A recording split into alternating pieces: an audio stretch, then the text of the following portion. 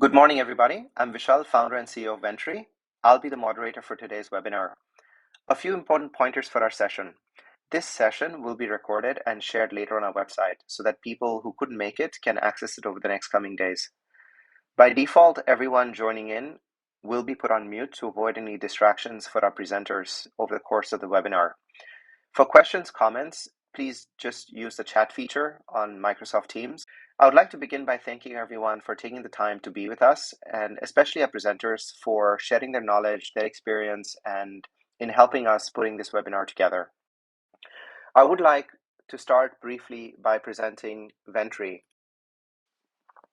I would first like to begin by presenting Ventry.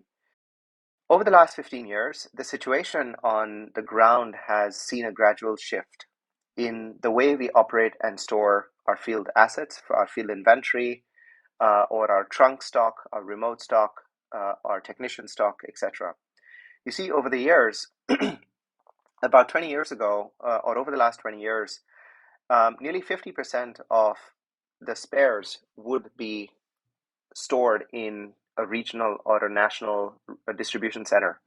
And typically, smaller locations would have around 20 to 30% of their stock. So the lower you went down the chain, the less amount of stock you would see in the field. And that's understandable because the demand was managed in a very different way. Over the years, over the last 20 years, the perception and expectations of consumers have changed. So have part obsolescence, the rate of innovation, among other things. And this is one of the reasons why supply chain models have shifted to a way where you have nearly 70% up to 70% of inventory actually stored in the field. And this means several challenges.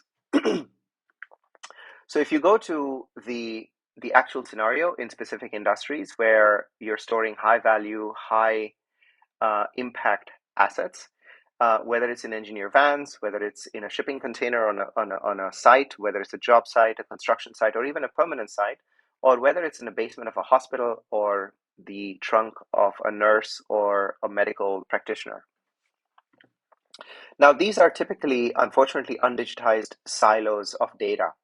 And the reason for that is that it's incredibly expensive to digitize due to fragmentation. You could have hundreds and hundreds of these locations, which could be subcontractor managed, and so on. And that's one of the reasons why the penetration of digital solutions has been extremely weak in these locations. They can collectively represent around 30 to 70% of an entire P&L of an organization. So, and one of the main reasons for this is because they're often outside the coverage of your traditional ERP, WMS, or CRM solution due to their inherent limitations. And because this process is inherently undigitized, it's often prone to errors. And this results into overall poor visibility and control, not to mention things like shrinkage, issues with expiry dates in specific verticals like medtech or medical devices where essentially these things become quite important.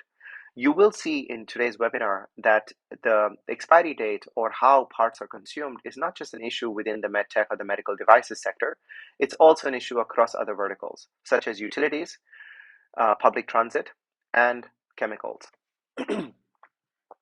So a solution is needed which basically plugs in as a very smart, quick way to digitize these locations. So this is one of the reasons why a solution which is often simple, it's scalable because you would have hundreds of locations and a very dynamic landscape, but also at the same time it needs to be smart because you're dealing with people ultimately where the application and the success of the application and success of your digitization agenda actually depends on and hinges on these people. And finally, the applicable landscape of the Ventry solution, we see more and more is actually spreading across multiple industries, even industries that we had not envisaged when we founded the company 2 years ago. Without further ado, I will hand over the stage to Josh, who will give us a brief introduction to R7 and their unique case study. Really happy to be talking today. This is something that's near and dear to my heart, inventory management. I think a lot of people cringe when they hear this subject come up. That said, hoping today to share some insights on how to make it a relatively painless process that can actually increase your operational efficiency, whether you're doing O&M, construction, retrofits and repowers, even during the development, from a safe harbor perspective. Quick background on R7 Supply. We specialize in wind and solar. In addition to repowering, retrofit products, technician kitting, legacy asset parts, I think today this subject is near and dear to our parts packages. And we'll get into this, what's a parts package, and go into detail into operations, because it is really something that we see being needed in the industry, and an area that not a lot of people focus in on, or are frankly, very good at. So parts packages for us is really being the supply chain for our clients. That spans everything from direct financial asset owners, even working, and doing this for operation and maintenance companies, where they're focused on different aspects of keeping the assets running. We can step in and really be the supply chain supporting their operations. This is a white glove, you can call it shoulder to shoulder or A to Z capability that we've developed, in which we can do all the procurement, including replenishments via, our demand planning system, all the inventory management, including those at our distribution warehouses and forward staging warehouses, all the logistics, both pulling inventory in, but also distributing it out to assets, and everything in between. Some of our clients, they do their own procurement and replenishments, and we kind of more handle the inventory management, warehousing, logistics. Now, this is all, foundationally built around inventory management, right?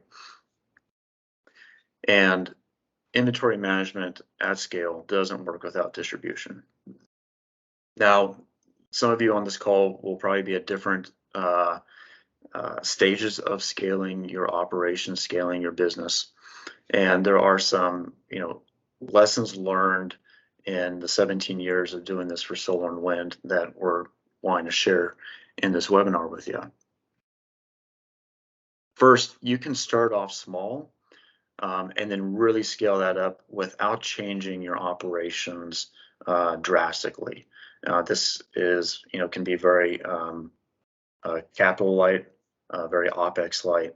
But really, when we first started doing things, and I'll go back to some of my first solar operation, maintenance, construction background, we were using a hub and spoke style distribution method, in which we would pull inventory into one of our largest sites in the area because it had connexes, it had technicians on site, it had O&M buildings, and we could use that hub site to then be a distribution point for our smaller sites in the region, where technicians weren't always at site to meet, a delivery truck, and it may have even made more sense for a technician to come to a hub site and pick up parts, or the technicians were, their home site was the hub site, and then they would travel out to these other sites. So hub and spoke was very capital light for us early in our stage of scaling that business. But once we got to about 5 gigawatts, we really saw the need to get a central distribution warehouse. This was so that we could scale quicker, and also helped, our COGS a lot more, as we could bulk buy parts and pull them into the warehouse with proper inventory management. As you can see, once you do a warehouse, it doesn't mean you have to go away from hub spoke style areas, but adding a warehouse gives you more flexibility into how you service the needs in various regions, especially the difference between regions is some of your regions will be more developed, maybe even have a forward staging warehouse along with hub sites. In other regions, may only have a few sites. Once you add warehousing in there, central warehousing, your flexibility to service all the different needs across your fleet drastically become more flexible. Now, physical inventory controls, I'm really going to focus here not at, a central warehouse, because that is, going to be pallet racks, pick and pack shelves, a WMS system, probably, a warehouse technician in there constantly working on inventory. I'm going to focus this discussion more on site level physical inventory controls, because that's where the pain points usually are, is at the site. So first and foremost, warehouse mapping. Have a map of your warehouse. Keep it simple. Keep it logically scaled to, what you have at the site. The image here is really showing kind of a Connex box style setup with 2 rows. This Connex happened to have both pick and pack shelving in it, as well as a quarantine area and an area for holding pallets. Once we had the warehouse map and very simplistic, easy to read bins within it, technician time on doing cycle counts, technician time on pulling parts for work. Most importantly, knowing that we had the right parts on the shelf, because we were able to do cycle counts, on a quarterly or monthly basis much more efficiently, drastically went up. Out of stock situations where our system said we had X amount on hand, but you go in and pull it and it's not there. Well, I won't say went away, but they were greatly reduced.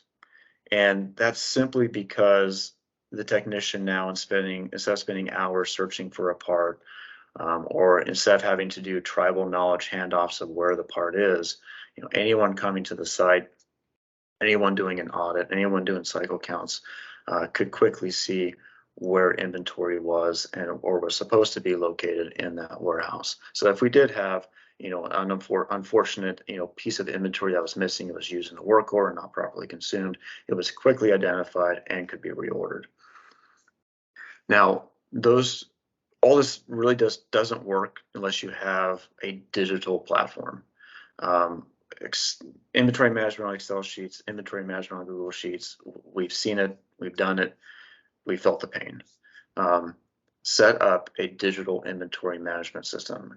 Your operations are going to drastically improve with it. Now, in terms of searching for your solution, okay, we've implemented a number of different types of solutions, both from major software players to smaller players in the marketplace. And these are the key bullet points and takeaways to consider when you're picking your solution. So first and foremost, it has to be intuitive for new users. As you scale, as new people come into your business, if they don't know how to use the app, if they don't know how to use the system, if they have to go through a 40-page training manual on how to do it, there will be mistakes. Think of it in terms of downloading a new app to your phone. If you can if your solution is that easy in which you can download it and relatively quickly pick up and know what to do within that app, you're going to be successful at the field level, at the back office level. And if you're a service provider that's doing this for other clients, clients are going to love it too, right? So intuitive, easy for new users, key. For your technicians, the ability to work offline. Technicians up in towers and technicians out in solar fields rarely have connectivity. Having them remember what they did, what they used in their work, and then waiting until they get back to their car or back to their home office later that afternoon, and then trying to put that data in there, you're going to have gaps. You're going to have people forgetting to do it.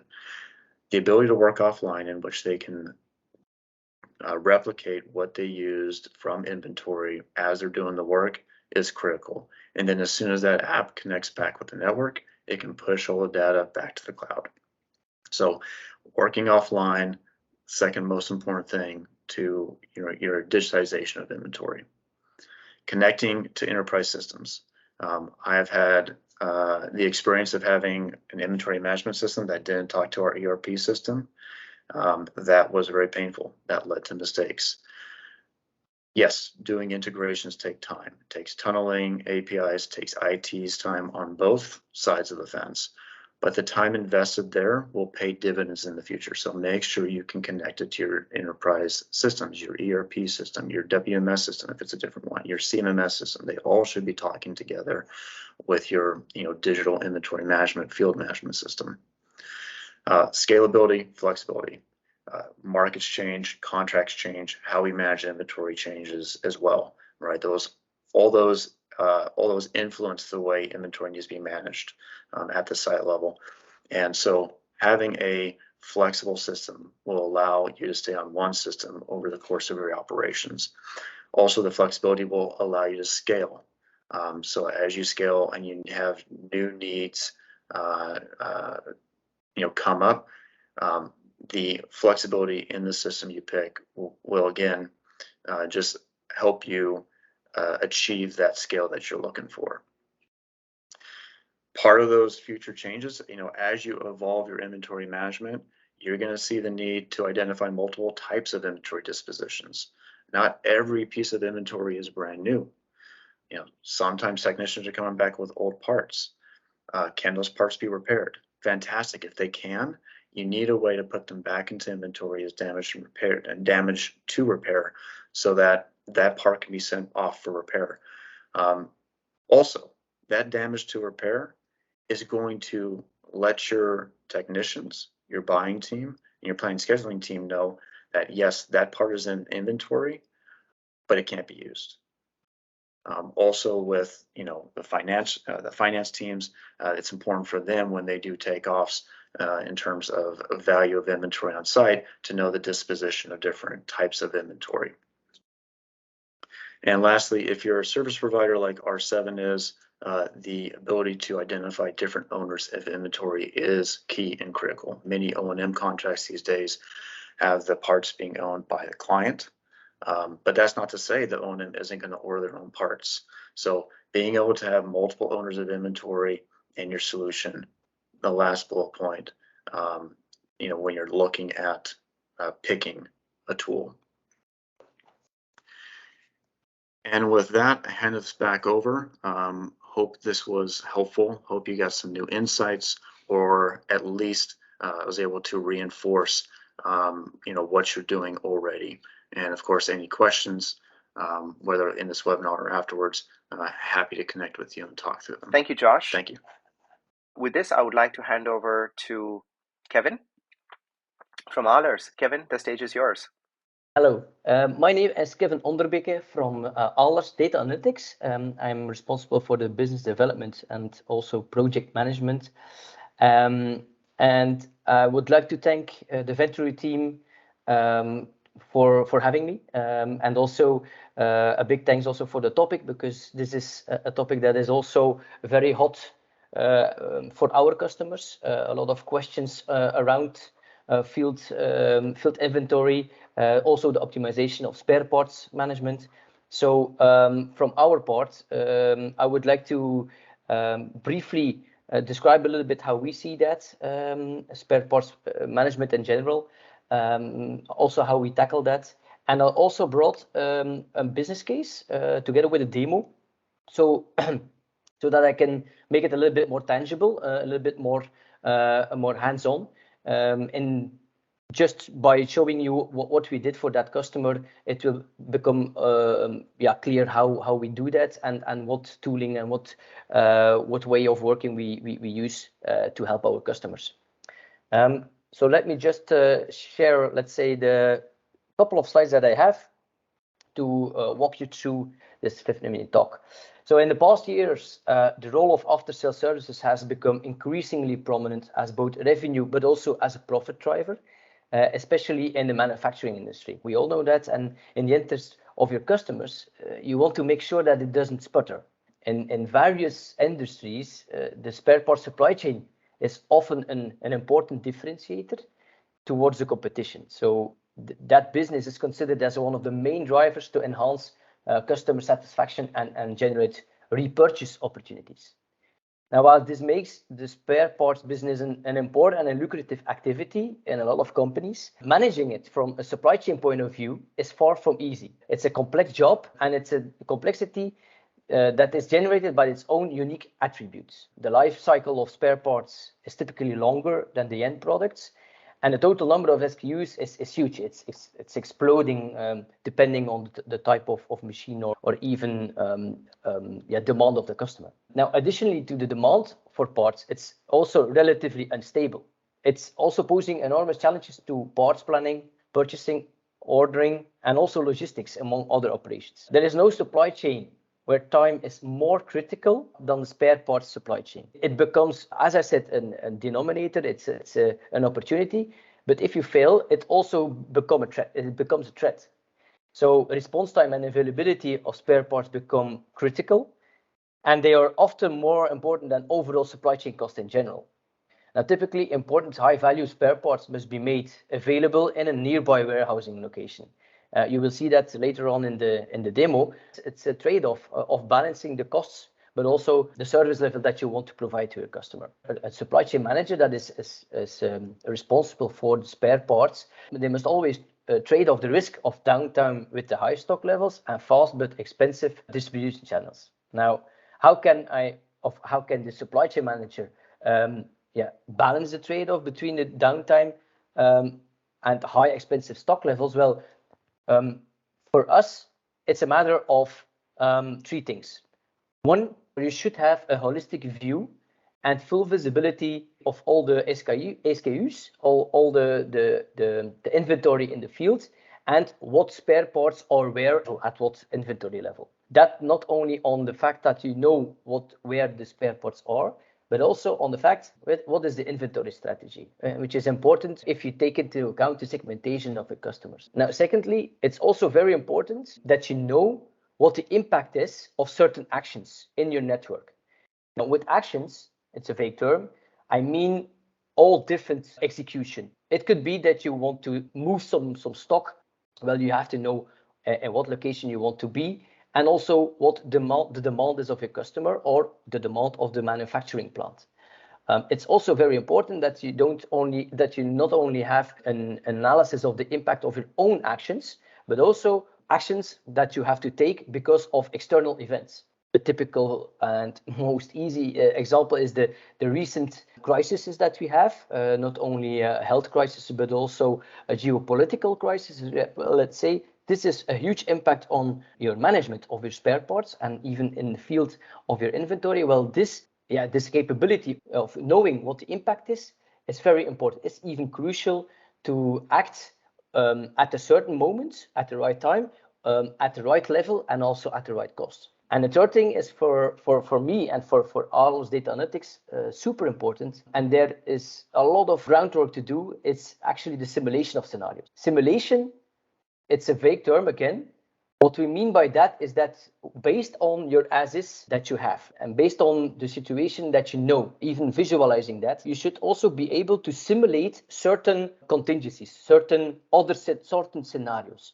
And those scenarios can stem from the fact that you do some actions based on internal or external events, but it also can be that you want to be sure the threshold that you have in your inventory while you want to service your customer, that this threshold is not surpassed. And making the simulations ready as a user-friendly platform that will increase your capabilities to make the right decision at the right moment. I took the liberty to bring a business case. It's actually for a customer in distribution, and they asked us, okay, we're looking at our footprints, and we see that it's very scattered across Europe. Why is that? For historical reasons. And today we really want to manage that. We want to manage that a little bit better. And so what we want to do is create like a visualization of what's happening today, maybe even based on some historical figures, and try to drive down a little bit the operating costs. And with that, the customer also indicated that they would like to move from a scattered operating model, that they want to go to a centralized operating model. purely because of the fact that they have a sourcing opportunity that they do not even take into account today. What I would like to do now is jump to the demo, let's say, to show you what the platform can offer, and also what the benefit is for the customer, which is not only the visualization, but also very much about what to do, what scenario can I take. And so if I take, let's say, the story step by step, we have a couple of suppliers scattered around in Europe, from the Netherlands to Germany to France to even Spain and Italy. And they source it from those suppliers and stock it in their DCs. Now, as you see already, it's also scattered, and they have their customers. This is really the footprint of the customer of, okay, where is my customer portfolio? Where are my goods? Where is my stock? Where are my DCs or my warehouses? And how can I deliver that? To that map and to that footprint, what are the costs that are laid down on that? And you see that a big chunk is, of course, transportation costs, but it is also about your inventory holding costs, your fixed operating costs, and also your warehousing costs. What I see here and what I would like to show you is actually also that the fact of the matter is that it's easy to see what your transportation cost is in certain systems. It's much less easier to know, okay, what is the total cost of ownership or the total cost of your entire supply chain based on the footprint that you have. What I would like to show is that you can also select several specific DCs if you want to see, okay, from where to where do we ship. You can also do it by business unit. You can also do it by product type. This is the segmentation. What you see also, and this is for me and also the team very important, is that you try to accommodate the customer with what is your optimal scenario. It's very much possible to have numerous scenarios going from what is my footprint when I put in some constraints up until, for the system-wise, with the constraints that there are, what is the actual optimal footprint and the optimal scenario. So from a big list of numerous scenarios, we selected this one. And why? Two reasons. One is we were to really focus on the UK, mainly because of Brexit, for instance, that they wanted to have a DC. And then on the other hand, they wanted to see what the system and what the algorithms behind it really choose as the optimal location, based on where are my customers, where are my suppliers, and where are my goods. Now you see already that this gives you a cost saving, but it's not a cost saving on transport. It's really a cost saving on the one hand, your operating costs. Your fixed operating is going down because you have less DCs. But also your total inbound and your total outbound warehousing costs, you only have to manage 3 DCs instead of a tenfold of that. See that there are 3 DCs that he leaves open, all the rest of the DCs he closes down. And this is one highlight of the holistic view of your network. Now, going to that inventory impact, highlight also that this picture and this view is also very much accommodated, and it's making our lives easier when we use the application of Ventory. Why? Because they make it so easy to extract the data from the current situation, from all over the field, from all over their network, which means that for us, it's very easy to, one, have the attributes, the factors of what is in what location, and also the volumes and the number of SKUs in total. So this is helping us a lot to speed up that process, because the next step is really what the customer was waiting for. And that is, one, okay, what is the inventory value? So if you look at this bar, you see that this is in euros, but we really want to show you what the inventory value is. So we're not talking about costs. It's the value of all goods in this network. And so it's again here possible to select the optimal scenario and see what the difference is. What is the analysis of having a numerous amount of DCs instead of 3 and having that in a central operating model. You already see that this is also a decrease, making it also very simple to manage, or simpler to manage. And it's also possible to have that days of coverage, to know how much days of coverage you have per SKU. in general, and also what the average inventory is, but also the calculated safety stock. Now, those KPIs are very interesting, but if you want to see what is happening at a certain location in a simulation, so that means that this is not a reality yet, this makes it very powerful. You can see that from the moment that I select one DC to know, okay, what's happening, it really also shows you what the history and what the actual volumes are, and also the seasonalities. You can also see the average inventory, the days of coverage for that DC, but also the calculated EOQ, so the economic order quantity based on your inventory strategy, your inbound orders, of course, and your safety stock, which is very important if you want to have a service level of 95% in this case. Very important to know also what type of products do you want to have in certain locations. Well, even there, you can go into detail and look for one. These are the 3 DCs that we selected in our optimal scenario, so the 2B situation. And we can drill down per business unit. What is, again, the average inventory, days of coverage, the EOQ, and also the safety stock. And we can go even further and say, okay, look, for some customers and some companies, what is actually going on for that type of business unit. So again, very useful also in execution to know, okay, or my spare parts or my field inventory, where should it be based on the number of assumptions that you made in terms of what is my optimal scenario. So that is a little bit the demo that I wanted to show you. Let's just go back quickly to the slides. It's a brief recap of the demo that I shown you. And so what did we learn, and what do we do with our customer? It's actually looking at, okay, this is the as-is situation. Again, with the Ventry app, makes life much easier, but also much more accurate, so that we know per SKU, per product family, what is located where. And we also looked at the 2B. So determine the future inventory strategy, of course, because this is a simulated version. So we don't know what the lanes are. And by using benchmarks and costs that are validated by the customer, we also know what stock and which SKUs you have in those 3 simulated locations. And so the implementation tools that to evolve from that decentralized form of working to a centralized is very much apparent. And we see that for the customer itself, a couple of things to highlight. One, the working capital, we reduced that with 35%.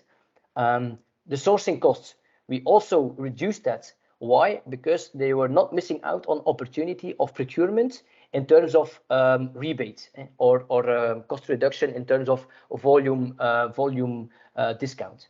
But far more important is that the fact that they have a full visibility, not only for that one time in the year, but you have that throughout the year, and at regular timings, you can revise your model. It's also a tool to reinforce the strategic decisions and improve those changes. You know, in every context, business context, it's not easy to have a vague way of going towards a goal of we need to have a central operating model, backing that up with a platform and with a lot of data visualized in the right manner and in the right configuration. It will help you also to discuss one single source of the truth and go for the action that you have to take.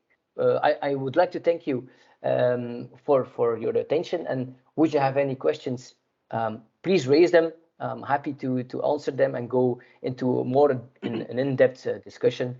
And for that, I would like to also thank again the Ventry team for this opportunity, and hopefully we can do some nice and great things in the future. Thank you, Kevin, for the presentation. I would now like to hand over the stage to the last presenter of our webinar today, and that's Johan from Infrabel. Johan, over to you. Hi, everyone. My name is Johan Smeets. I'm the supply chain manager for Infrabel. Infrabel is a Belgian state-owned company who manages the railway infrastructure in Belgium. Let me start by presenting the company so you have an idea what we do. So, who is Infrabel? Like I said, we manage the railway infrastructure for the whole of Belgium. Our shareholder is the Belgian state, and we have a very clear mission. So we manage every day the rail traffic to get passengers and goods safely to their destination. Our other main focus is to maintain the network so that it's remaining in a good state and performing to allow the traffic of the trains. That's our mission. Maybe I will give some facts and figures to give you an idea what the scale of our company is. In Belgium, we have a very dense railway network. We transport every day, on average, 900,000 passengers, and we transport about 60 million tons of goods every year on the network. So it's quite a dense railroad network. The most busy part is situated in Brussels. We call it the North-South junction. It's a tunnel in Brussels, and every day, to give you an idea, there's 1,100 trains passing by this junction. We manage the traffic using a rail operations center and signaling boxes. Myself, I'm in the supply chain department, and so we manage the maintenance of our infrastructure. Our infrastructure consists of a lot of installations, a lot of assets. For example, we have 3,600 kilometers of track lines in the whole of Belgium. 1,600 level crossings, 11,000 structures, civil engineering structures like bridges and tunnels, and more than 4,000 points and crossings, so railway switches. All of these installations require, of course, quite some maintenance activities, and to support this maintenance, we manage the supply chain department. So this brings me to my next slide. Just to show you what is supply chain about at Infrabel. It's a spare part supply chain, so we support the maintenance activities. Our mission is to ensure replenishment of spare parts and consumables for the construction and maintenance of our railway infrastructure. So look at the scheme from left to the right. Our clients, well, these are the maintenance and repair teams. It's internal clients because it's people from our company. There's also subcontractors working for us, and they all need spare parts and materials to maintain the network. We do that by using a network of local warehouses, which are spread out all over Belgium, and they are replenished by a central distribution center. And then the stock, of course, for a large part comes from our suppliers. We have more than 1,500 suppliers, mainly in Europe. But we also do some production of parts within Infrabel. The challenge we see today in our supply chain is not only to have efficient warehouses and processes, but also to manage the stock at the site of our clients, because we have a lot of what we call field stock. So spare parts going out of the warehouse still can maintain for quite some time in maintenance vans or at maintenance teams. And we want to keep a vision on this. When we look at our supply chain today, we see that we have quite some problems that a lot of companies, I think, can encounter. I call it the vicious circle of our supply chain. We have a large network of warehouses. I'm sorry, I'm gonna restart this slide. So if we look at our supply chain today, we do have some problems in the supply chain. I call it also the vicious circle of supply chain. What is happening? We have a lot of warehouses in Belgium, like I said, a lot of local warehouses. So we have large decentralized stocks. Our spare parts are really in more than 50 warehouses all over the country. In the past, we had slow administrative processes with a lot of paper forms, a lot of delay in the process.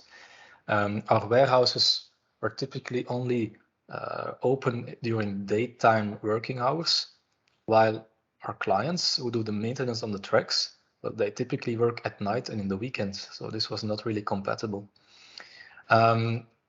This led to a situation, in fact, that our clients kept their own stock. I already referred to the field stock. This field stock was quite large because people hadn't had access to the warehouse when they needed it because it was too slow, so they kept their own stock. This led to a situation of high costs and slow reactivity, insufficient service, and it's what I called the hoarding reaction. So like a hamster that is keeping his little stock at his place to be sure to always have the spare parts. And of course, because everyone orders too much, the system is getting enforced. That's the vicious circle, because everyone is ordering too much. You create more stock, you create more problems in the system, and you have a supply chain that is very, very slow. Now we try to get out of this vicious circle. And one action point that we do today is really focused on this situation. So in a general speaking, what we try to do is building a customer-oriented supply chain, which means taking care of the needs of our internal customers, adapting our supply chain to their needs. This means increasing the service levels, increasing the availability of the spare parts, and of course also facilitate the administrative procedures, make it easy for the client. If we can manage to do that, we are convinced that we can reduce supply chain costs.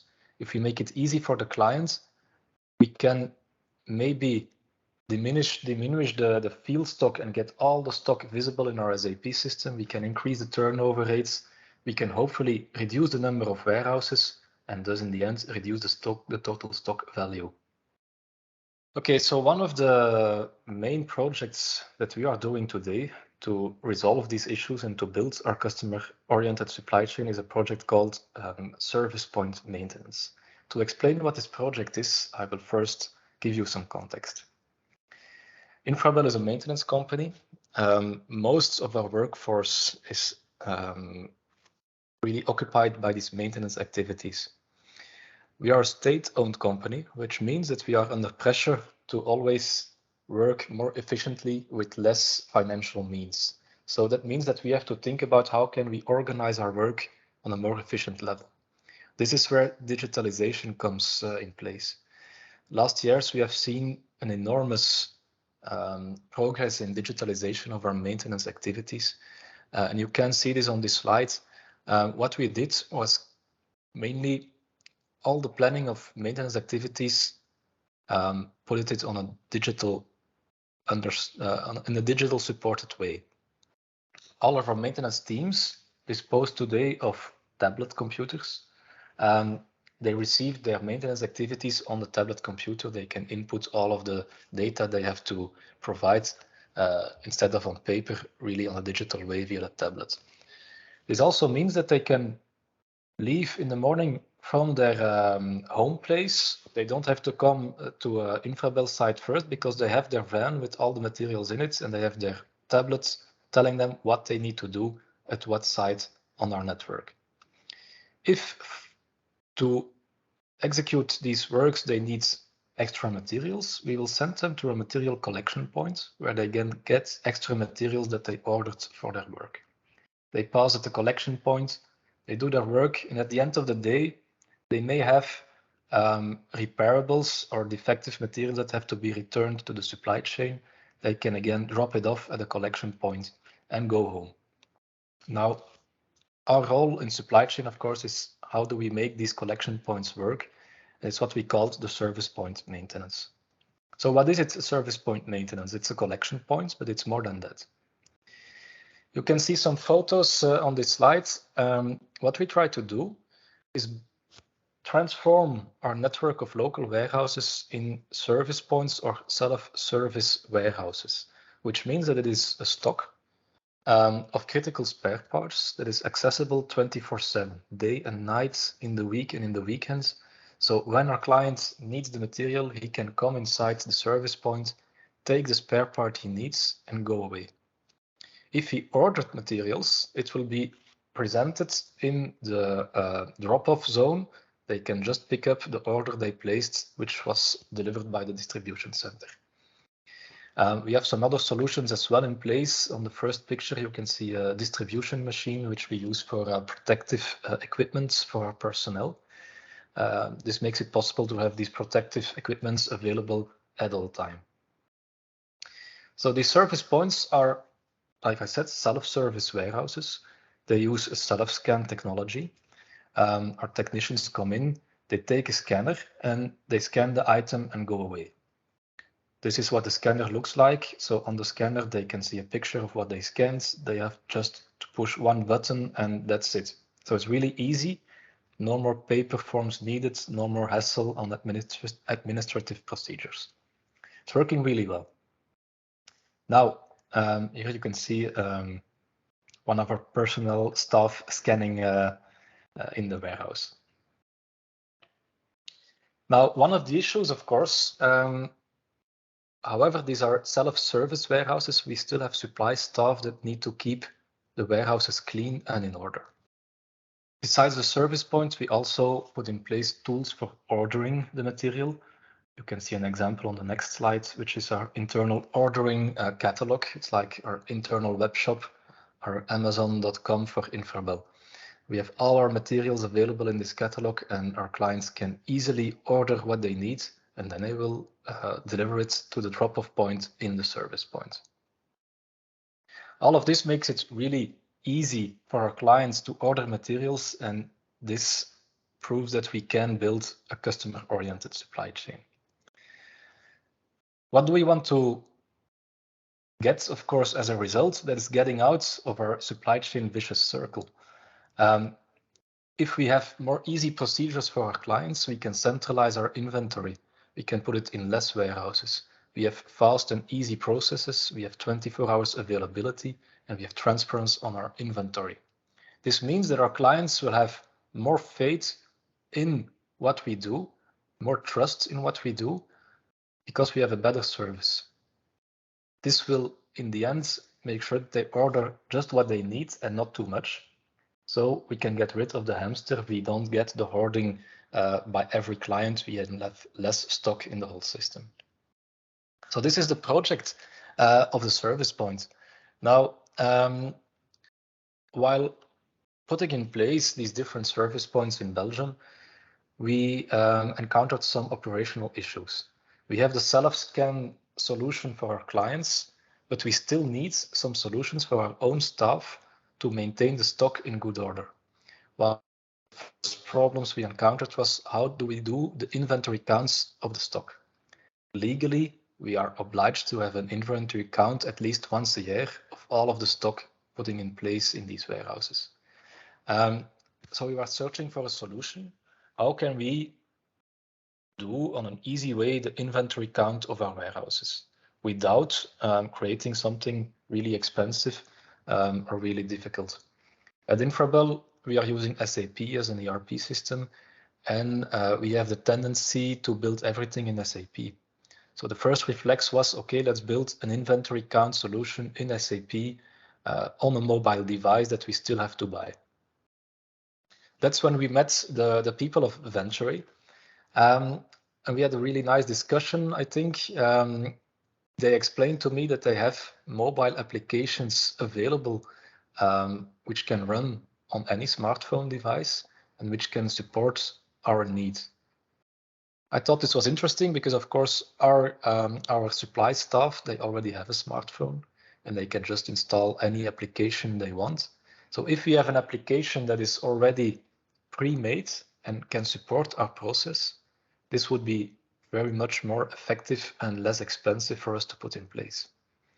And this is where we are now. So we are putting in place together with the people of Venture a proof of concepts in one of our service point maintenance to build this inventory counting transaction.